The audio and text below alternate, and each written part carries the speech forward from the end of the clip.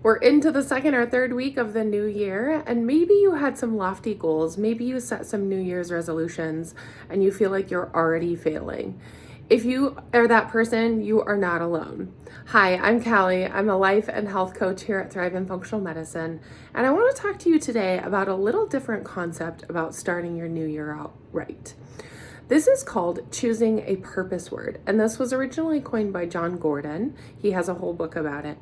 But I want to talk to you a little bit today about how to choose a purpose word and how to make that work for you. So I started doing this about 5 years ago, and I have noticed a significant difference in my life by choosing a purpose word versus setting a New Year's resolution. So I want you to take some time to reflect on the last year. If you've never done this before, think about what made you feel stressed.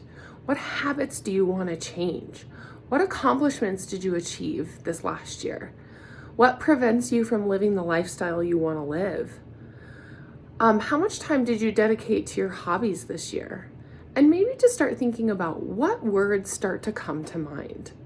Now, as you start reflecting on this, it can also be helpful to look at a list of purpose words. There's a whole bunch out there, and I can link a few below.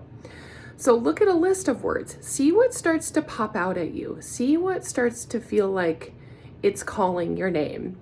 And that's usually what happens with your purpose word and I've noticed this too. I've chosen a purpose word before, and then I start seeing and feeling a direction or a pull to something else, and that's okay too.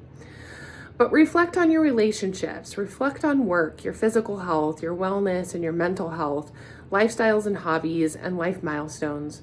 And as you do this reflection, you will start to see maybe some patterns or maybe some things that you're wanting to work on.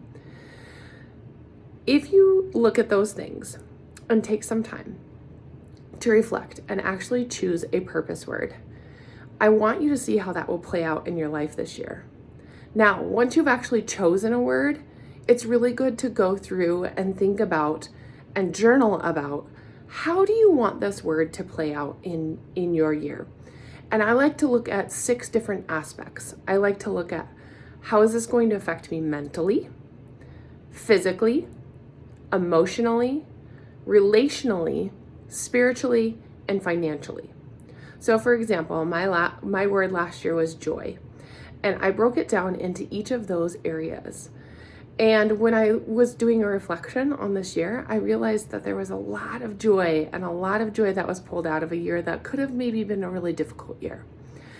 So I'm encouraging you today to maybe let go of New Year's resolutions. Don't put that pressure on yourself. Maybe instead take some time to reflect on your year and start thinking about a purpose word, a word that is fitting to you. It can be so many different things, and it's very individual to what you need and what you're wanting to bring more of into your life.